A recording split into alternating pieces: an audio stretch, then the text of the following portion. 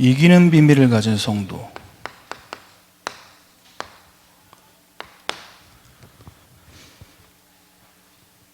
첫 번째로 사단에 속지 말라. 이 눈에 보이지 않는 이 사단에게 속지 않도록, 어떻게 네가 나에게 그렇게 할 수 있냐? 우리 사람들에게 실망하거나 사람을 통해 시험 들 수 있습니다. 그런데 사람으로 인해서 마음 아프고 힘든 것 자체가 우리가 사단에게 속는 것이죠. 그래서 우리에게는 이 용서가 필요합니다. 이 용서가 상대방을 살리기 전에 나를 살리는 것이고, 이것을 넘어서고 이기는 비밀이라고 말씀하셨어요. 왜 우리가 용서하고 이것을 넘어서야 되냐? 거기에 빠져 있으면 하나님께서 저와 여러분에게 준비하신 응답을 볼 수 없기 때문입니다.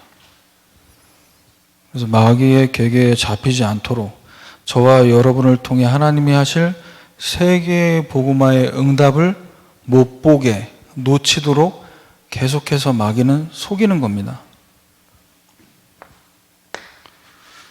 자, 그래서 우리는 마귀에게 속지 않도록, 속고 싶어서 속는 사람은 없습니다. 그런데 왜 속을 수밖에 없냐? 하나님의 언약. 이 언약을 붙잡지 않고 놓치는 순간 그 사람이 말, 행동을 어떻게 했냐가 너무 상처가 되고 시험이 되는 겁니다. 그래서 전도자 바울도 고린도 교회에 사역을 하고 또 모든 사역을 하는 가운데서 실망할 수 있고 시험 들 수 있는, 그렇게 공을 들이고 시간을 들여서 메시지를 주고 팀 사역을 하고 했는데도 이제 결국은 돌아서는 이런 상황 속에서 바울이 지금 이 편지를 쓰고 있는 거 아니겠습니까? 그래서 저와 여러분이 항상 이기는 이유는 그리스도께서 이미 이기셨기 때문에, 죄와 사단과 지옥의 권세를 십자가에서 죽으시고 부활하셔서 완전히 이기셨어요. 그래서 우리에게 하나님 자녀된 신분과 권세를 갖게 하셨습니다. 이 언약을 잡고 있기 때문에 이기는 겁니다. 그래서 이 언약을 붙잡은 자를 통해 그리스도를 아는 냄새를 나타나게 하신다. 그래서 우리가 복음을 붙잡냐 놓치냐, 이것은 현장이 사냐 죽느냐가 달린 문제예요. 우리 자신만 보면 내가 지금 서밋의 상태가 아니고 저 밑으로 가 있는 상태다라고 판단하고 넘어가면 모르지만, 우리 스스로는 그렇게 판단할 수 있겠지만 하나님이 보실 때는, 우리 언약 가진 사람이 언약을 놓친다는 것은 너무나도 하나님 보실 때는 중요하게 보시는 거겠죠. 그래서 우리는 주님 오시는 그날까지 순전하게 뭐 해야 되냐? 말씀 운동하라고 하셨어요.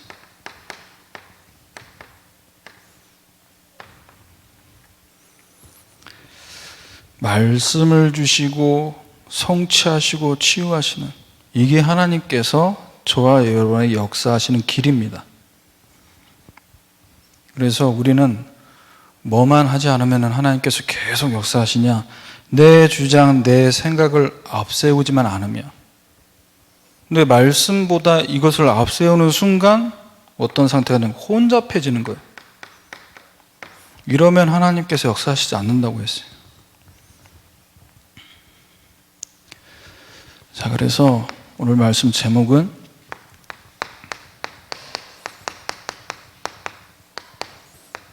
이기는 싸움을 하는 자입니다.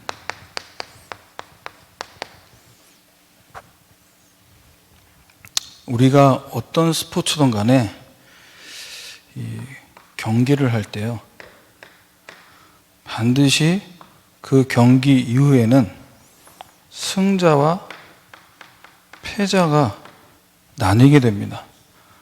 그러면 누가 이기는 싸움을 하고 누가 지는 싸움을 할까요? 이미 경기가 시작되면은요, 벌써 이 상대방이 나를 어느 정도 분석하고 왔냐,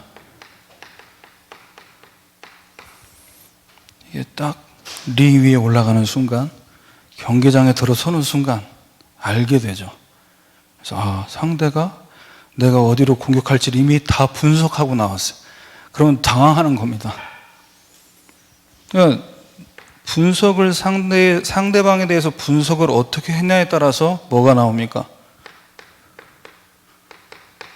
전략이 나오죠.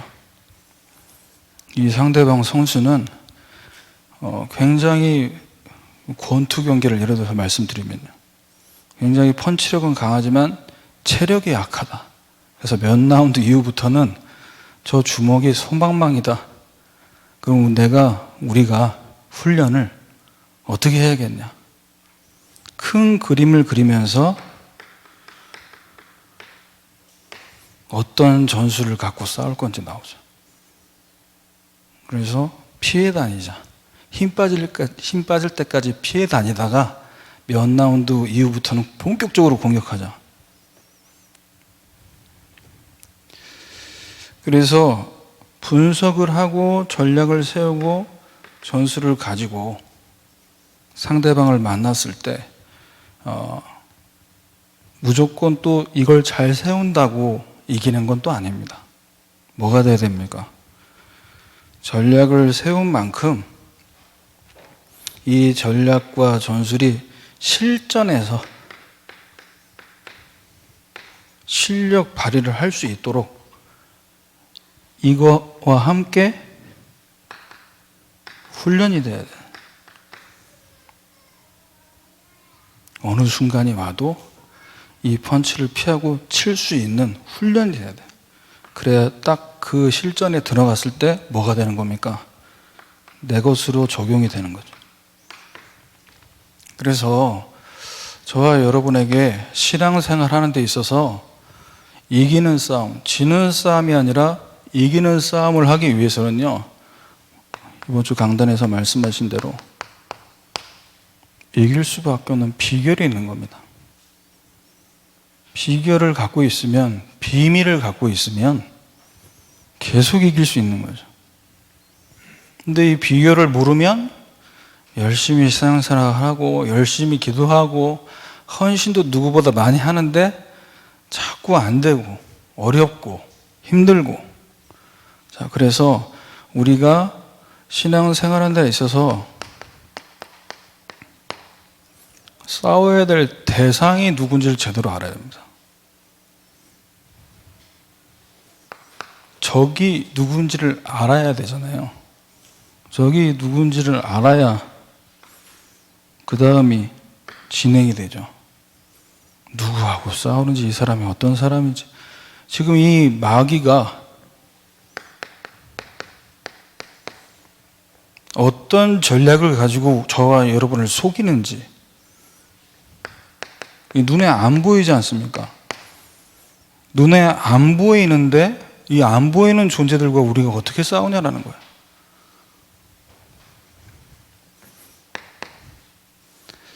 그래서 대상을 제대로 알아야 됩니다. 자, 이 마귀는 어떤 전략을 가지고 저와 여러분을 자꾸 속이냐? 할 수 있는 건 없어요. 우리를 공격하고 우리를 해칠 수 없습니다. 왜? 이미 머리가 박살난 상태이기 때문이죠. 그럼 할 수 있는 게 지금 속일 수 있는 그것 외에는 없는데 어떻게 속이냐? 현장에서, 교회에서, 가정에서 모든 만남 속에 겉만 보게 만듭니다. 겉모습만 보게 만드는. 창세기 3장 12절에. 자, 선악과를 왜 먹었냐? 하나님이 주셔서 나와 함께 있게 하신 여자가 내게 주므로 내가 먹었습니다.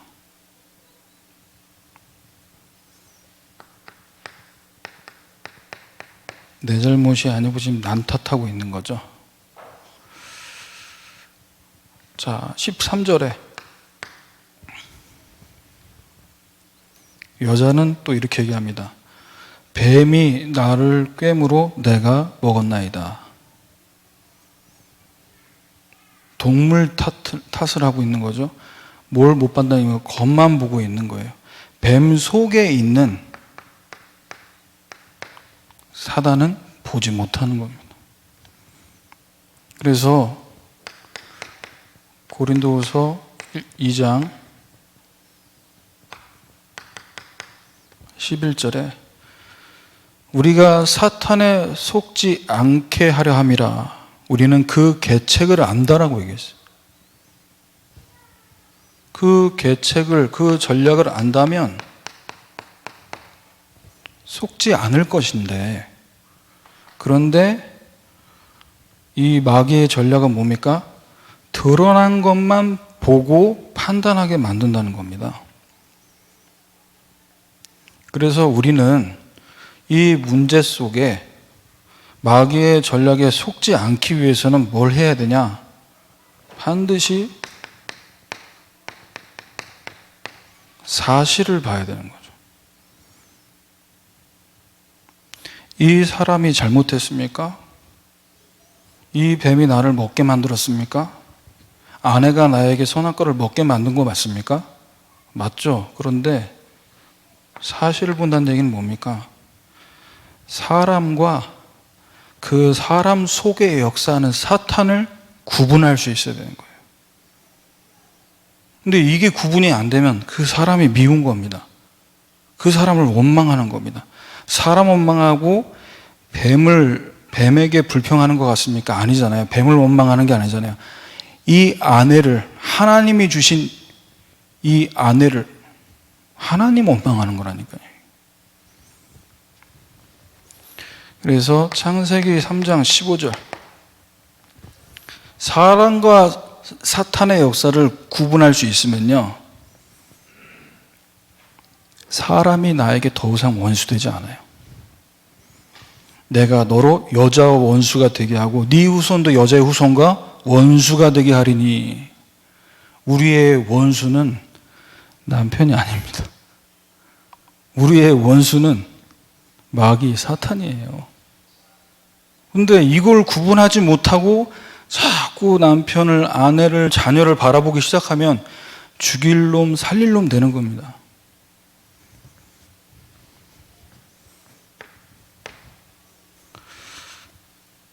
자, 그래서 우리는 대상을 정확하게 봐야 돼. 마귀는 잘못한 것만 보게 만듭니다. 마태복음 7장 1절 2절까지. 비판받지 않으려면 비판하지 말라. 자, 그 비판으로 너희가 비판을 받고 너희가 헤아리는 헤아림으로 너희가 헤아림을 받을 것이다. 저 사람은 잘하네. 저 집사님은 좀 못하네. 저 장로님이 이번엔 좀 맞게 얘기했네. 저 권사님 이번에 좀 틀리게 얘기하시네. 자, 이게 다 사람을요, 내가 저울질하고 있는 거라니까. 괜찮다, 안 괜찮다, 잘한다, 못한다. 뭐만 보고요? 잘못하는 것만 보고. 자, 바울은 고린도후서 2장 10절에 무슨 일에든지 누구를 용서하면 나도 그리하고, 무슨 일에든지 그 용서한 것은 너희를 위하여 그리스도 앞에서 한 것이니 라고 얘기합니다. 내가 목사니까 용서한 게 아니고 그리스도 앞에서 한 것이니. 뭘 본 거죠 지금?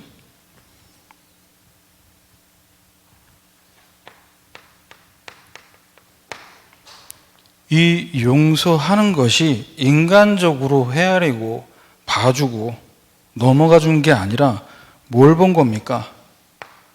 사실을 넘어 진실을 본 거 아니겠습니까?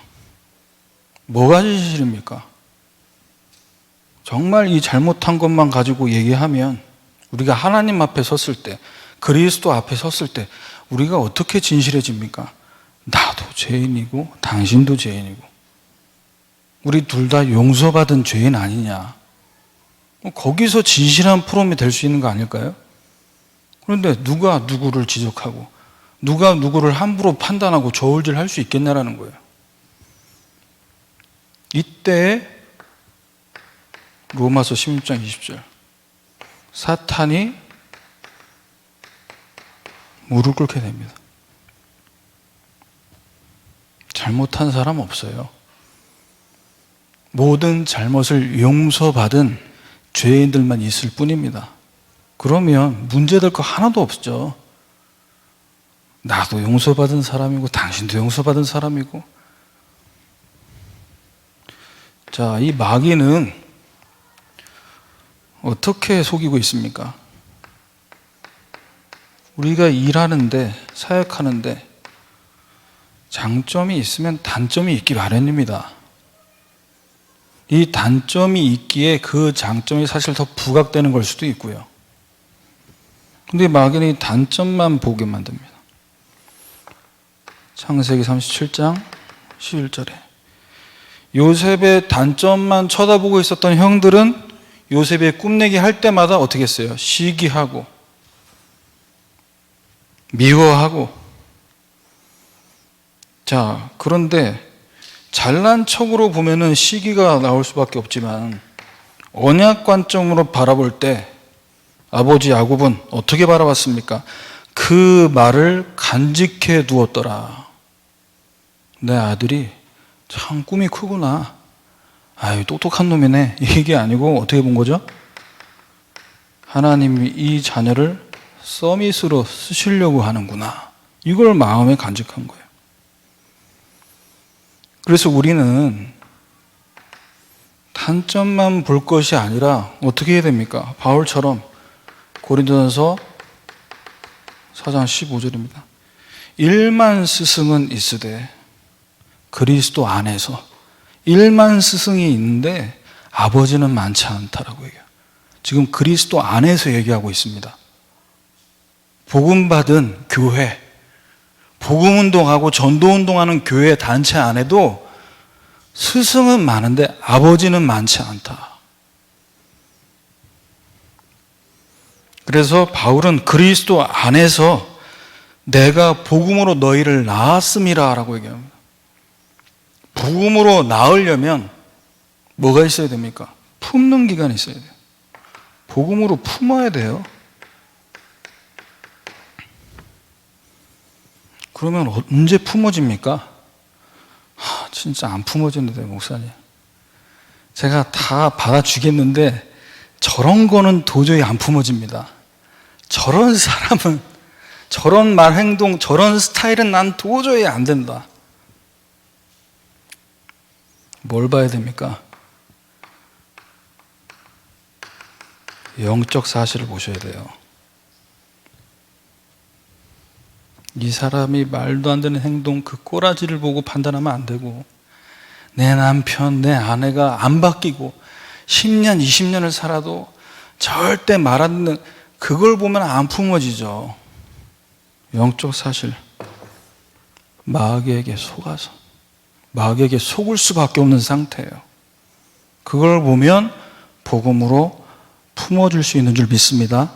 홍 목사님 뭐 다 달관한 것처럼 얘기하시네. 저도 과정 속에 있습니다. 할렐루야. 네. 자, 누구와 싸워야 하는지 대상을 제대로 알면요. 두 번째는 뭐냐? 내가 어떤 사람인지를 제대로 알아야 됩니다. 상대를, 마귀를 아무리 분석하고 마귀의 전략을 알고 전술을 알아도요, 내가 무엇을 가지고 있는지, 상대의 약점이 무엇인지를 다 파악해도 나의 강점, 내가 가지고 있는 것이 무엇인지를 모르면 상대를 이길 수 있는 전술을 짤 수가 없어요. 마귀가 우리를 이렇게 속이고 있다는 사실을 알고 더 중요한 건 뭐냐? 우리 자신이 내가 누구인지를 제대로 알아야 됩니다. 저와 여러분에게 이미 허락하신 것이 있어요.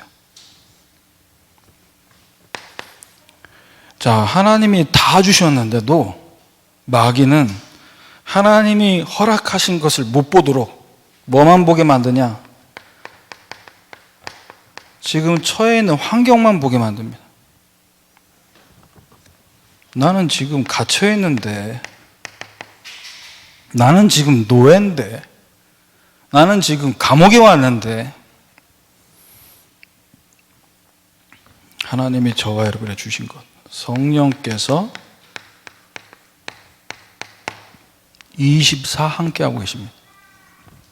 어디서요? 어디서 함께 하십니까?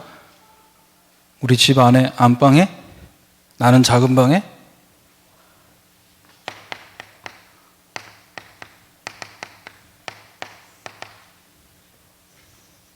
너희 안에 계시는 걸 왜 알지 못하냐? 우리 머리로는 잘합니다.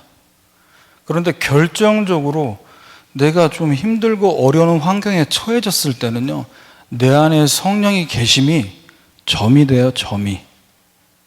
점점 작아져서 점이 돼요. 왜? 환경이 너무 커 보여요. 시대 뜰인데, 지금 감옥인데, 풍랑만난 그 배 안에 갇혀 있는데, 우리 성령께서는 환경에 제한받지 않고 역사하시는 분인 줄 믿습니다.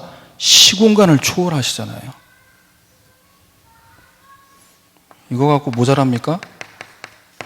요한복음 1장 12절. 영접하는 자, 그 이름을 믿는 자들에게 하나님 자녀가 되는 권세를 주셨으니, 하나님 자녀인 건 알겠고 내 안에 예수님 계신 것도 알겠는데 나는 잘 모르겠다.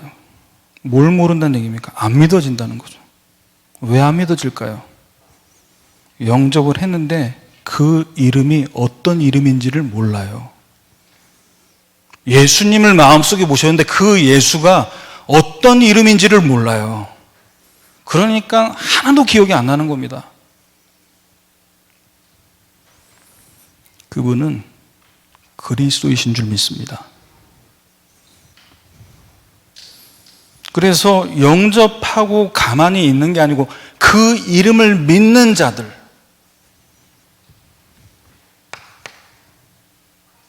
마귀는 계속해서 네 수준이 어떤 수준인지 자꾸 네 수준을 알아라, 네 꼬라지를 알아라, 아무것도 못하게 만들어요. 그러니까 내 수준만 보면 자꾸 낙심하는 거죠. 우리는 수준 낮아도 우리를 인도하시는 성령께서는 완전하고 완벽하게 인도하신 줄 믿습니다. 무능해도 상관없습니다. 인도 잘 받으면 끝납니다. 인도 잘 받으면 영어 못하고 언어 모자라도 선교 현장 가서 전도 열매 맺을 수 있습니다. 아무리 언어가 잘 되고 똑똑해도요, 인도 못 받으면 백날을 캠프해도. 사도행전 2장 7절입니다. 자, 성령께서 임하시는 그 현장에 방언을 받는 초대교회 성도들을 보고 이야기합니다. 다 갈릴리 사람들 아니냐, 여기 지금 물고기 배 따는 사람들인데. 그 수준만 보면요, 어떻게 인도를 받는 거지? 성령께서 어떻게 인도하십니까? 요한복음 14장 26절에 보혜사 성령께서, 우리가 현장에 나가서 성령 인도 받으세요. 그게 캠프의 열쇠입니다. 얘기하면 너무 막연하게 느껴지십니까 혹시? 보혜사 성령입니다. 보호하시고 은혜 주시고 가르쳐 주십니다.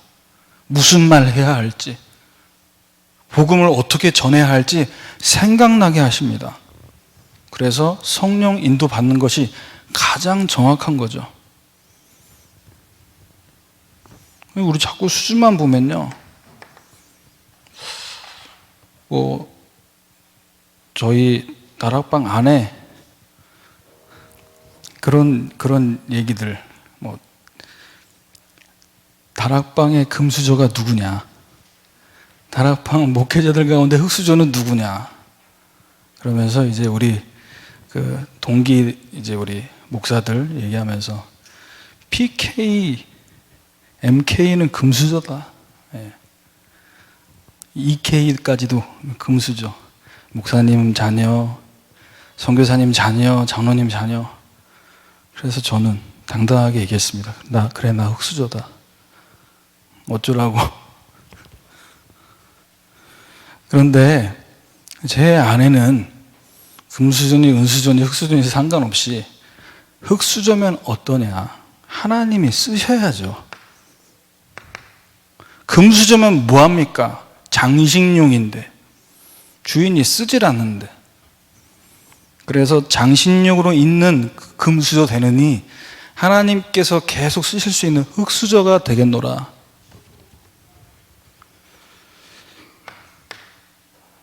우리 자신에게 하나님이 이미 주신 것이 뭐냐? 마귀는 이걸 못 보게 하고 계속 내 능력이 있다, 없다, 이것만 보게 만들어요. 그래서 내가 능력이 좀 있는 것 같은 날은 뭔가 텐션이 올라갔다가 다른 사람 바라보니 내가 능력 없음이 또 확인되면 무기력해지는 겁니다. 우리의 능력 있고 없고는 하나님께 중요하지 않습니다. 우리 안에 계신 성령께서 역사하시면 되는 겁니다. 마태복음 28장 17절에 예수를 배웠고 경배하나 아직도 의심하는 사람들이 있더라. 예수님이 부활하신 것 자체를 의심했을까요? 아니, 지금 앞에 나타나서 40일 동안 말씀하셨는데. 자, 이들이 의심할 수밖에 없는 상태인 걸 아시고 예수님이 바로 18절에 말씀하십니다. 하늘과 땅의 모든 권세를 내게 주셨으니. 제자들 중에 제가 의심하는 제자 중에 한 명이었다면 저는 그렇게 예수님 앞에 얘기했을 것 같아요. 예수님은 죽으시고 부활하신 거, 능력 있는 거 인정합니다. 예수님 어벤져스로 인정합니다. 그런데 나는요? 예수님이 죽고 부활하셨는데 능력 있는 거 알겠는데 나는요? 나는 아니잖아요.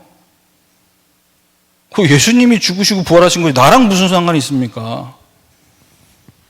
그러니까 저 같은 인간이 있었나 봐요. 그러니까 이 말씀하죠. 모든 권세가 나에게 있다.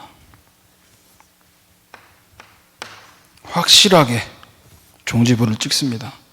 세상 끝날까지 너희와 항상 함께 있겠다. 더 이상 할 말이 없어요. 다 주셨어요. 능력은 나에게 없고 예수님께 다 있다고 했는데 그분이 항상 함께 있겠다. 할 말이 뭐가 있습니까? 그래서 우리 능력만 바라보고 있을 때 나는 안 한다, 못한다 얘기하지만 항상 나와 함께 하심이 믿어질 때 사도행전 1장 8절 땅끝까지 증인 되게 하시는 거구나. 이게 우리에게 이미 주어진 겁니다. 마지막 세 번째입니다. 싸워야 할 대상을 알고 그리고 나에게 이미 주어진 하나님 자녀가 되는 순간 이미 주어진 신분과 권세, 내 안에 계신 성령의 내주 인도의 역사를 제대로 안다면 이제 우리가 이 예배를 마치고 가야 될 그 현장, 이 세상이 마귀와 우리가 말하자면 이제 장을 겨루는 사각의 링이 되겠죠. 직장 현장에서, 학교 현장에서 겨루는 겁니다. 영적 싸움하면서 복음으로 다 끝났구나라는 걸 이제 확인하는 거죠. 자, 그러면 이 세상이 어떤 현장인지 제대로 알아야 된다. 어떤 현장입니까? 철저히 나 중심입니다. 자, 이 세상 현장을 살리고 바꿀 수 있는 건 우리 능력, 우리 수준이 아닙니다. 우리 강단에서 말씀 주셨던 것처럼 말씀 운동을 통해서만 바꿀 수 있어요. 자, 그런데 우리가 살고 있는 세상은, 저와 여러분 가는 현장은요, 온통 사람들이 나 중심이에요. 나만 잘 먹고 나만 잘 살면 됩니다. 나만 잘 되면 다른 건 문제 안 되는 사람들이에요. 자, 여기서 이런 현장에서 창세기 3장 이 현장에서 어떤 시대입니까? 뉴에이지 시대예요. 내가 신이다. 나를 행복하고 나를 잘 되기 위해서라면, 나만 편하기 위해서는 뭐든지 하는 시대. 나 중심으로 살아가는, 여기서 우리는 어떤 말씀 운동해야 되냐?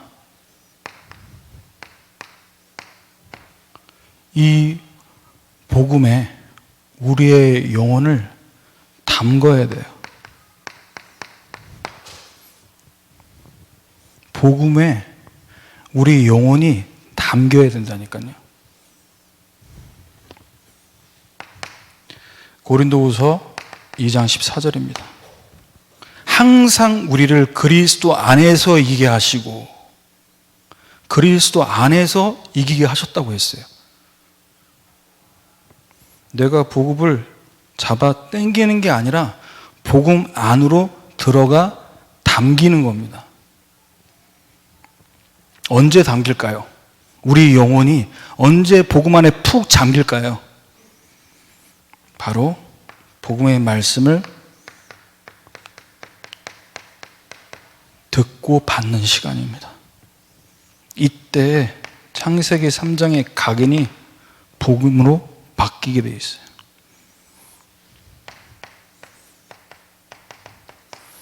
우리 렘넌트들과 저와 여러분이 살아가야 될 이 세상은 철저히 육신 중심입니다. 창세기 6장 4절에서 5절. 네피림 시대예요.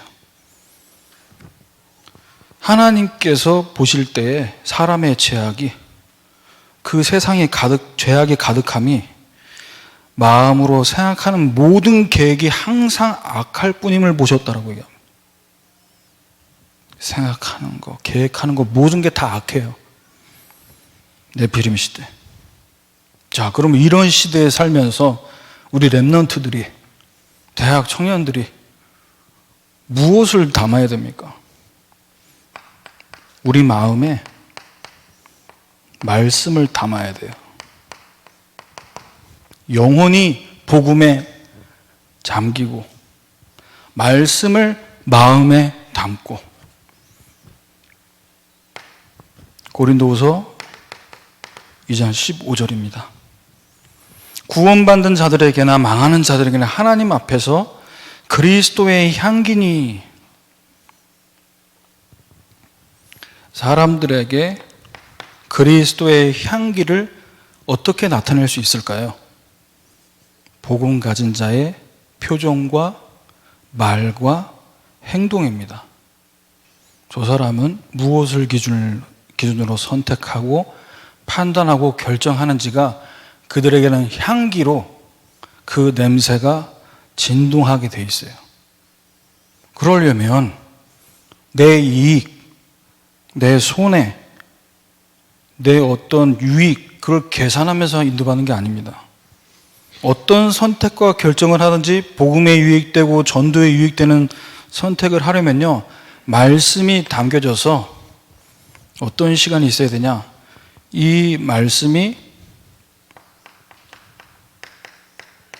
뿌리 내려져야 돼. 그래서 말씀 묵상하는 시간이 있어야 돼.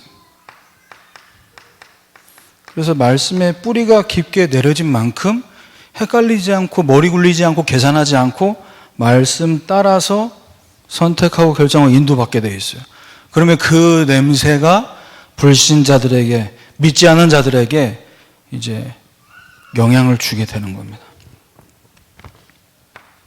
마지막 세 번째, 지금 우리가 살고 있는 세상은 성공 중시입니다. 돈 많으면 최고입니다. 돈만 있으면 육신적인 것들 90% 이상 해결됩니다. 그래서 그렇게들 돈을 벌기 위해 지금도 잠 안 자고 쉬지 않고 뛰고 있습니다. 자, 이 현장에 우리가 뭐 해야 됩니까? 우리에게 주신 말씀이 전달되어야겠습니다. 하나님이 주신 복음에 우리가 담겨지고 우리에게 주신 말씀이 내 마음에 담아진 만큼 이 말씀은 전달되게 되어 있어요. 그대로 드러나게 되어 있어요. 창세기 11장 1절 8절. 언제 무너질지 모르는 그 성공탑을 쌓아 올리고 있습니다.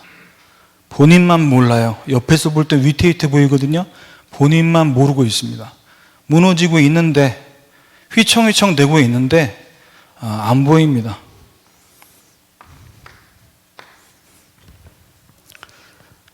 고린도후서 2장 16절에서 17절입니다.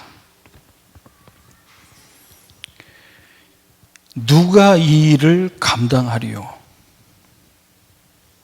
성공을 향해 미친 듯이 달려가는 시한폭탄과 같이 달려가는 이 사람들에게 누가 이 말씀 전달하는 사명을 감당하겠습니까? 자, 이 말씀을 전달할 때 우리는 다른 거 전달하지 않고 17절에 하나님 말씀을 혼잡하게 하지 아니하고 곧 순전함으로 하나님께 받은 것 같이 이 성공자들에게 그래도 나도 왕년에 돈 벌어봤는데 소용없습니다, 그거. 그래가지고 우리가 어떻게 대기업 회장들한테 복음 전할 수 있습니까? 돈으로는 지금 세상 부러울 거 없는 사람들인데, 건강하다고요? 내가 이런 명예를 얻었다고요? 그 끝판왕에 있는 사람들에게 복음 못 전합니다, 그러면. 우리에게 주신 그리스도의 복음만 깨끗하게 전달하면 될 줄 믿습니다. 그래서 복음 말고 내 경험, 지식 앞세우지 말고 복음이 각인되고 말씀이 담겨지면 뿌리가 내려져서 이 말씀을 전달할 때 뭐가 됩니까? 복음 전하지 않으면 안 되는 체질이 되는 거죠. 마지막 결론입니다. 사탄의 전략을 보고 나에게 주신 것을 알고 말씀 운동을 계속 지속하면요, 영적 싸움에서 이기려고 싸우는 게 아니고 이미 이기고 있습니다. 이기는 싸움을 하니까요. 질 수가 없어요. 누구랑 싸우는지 전략을 알고 내가 가진 것을 알고 내가 사는 이 현장이 어떤 현장인지를 알고 사는데 질 일이 없죠. 영적 싸움에서 계속해서 승리하게 되면 어떤 응답이 오냐? 사탄의 견고한 진이 무너지게 됩니다. 고린도후서 10장 4절에서 5절이죠. 우리의 싸우는 무기는 육신에 속한 것이 아니고 오직 어떤 견고한 진도 무너뜨리는 하나님의 능력이라. 계속 우리는 언약 붙잡고 마귀의 속임수에 넘어가지 않고 말씀 운동만 하고 있는데, 열매가 있던 없던 말씀 운동만 하고 있는데 뭐가 나타난다고요? 하나님의 능력. 그 하나님의 능력이 모든 이론을 무너뜨리고 그 하나님의 능력이 하나님을 아는 것을 대적하여 높아진 것을 다 무너뜨린다는 거예요. 하나님을 아는 데에 방해되는 높아진 것들을 다 무너뜨린다. 모든 이론을, 하나님을 대적하여 높아진 것들, 세상 지식과 세상 철학이 될 수 있겠죠. 자, 이것들을 무너뜨리게 만들어서 어떻게 한다고요? 모든 생각을 사로잡아 그리스도에게 복종하게 하니.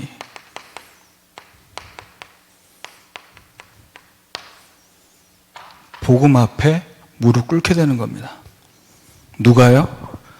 절대 복음 얘기해도 눈 하나 깠다가 눈썹 하나 깠다가 안 하는 분들, 여러분 가정과 가문 직장에 있습니까? 하나님께서 무릎 꿇게 하시면 될 줄 믿습니다. 우리가 무릎 꿇으면서 복음 전할 필요는 없어요. 하나님이 복종하게 만드실 줄 믿습니다. 그래서 이길 수밖에 없는 싸움을 한 주간 하시는 저와 여러분 되기를 주님의 이름으로 축원합니다.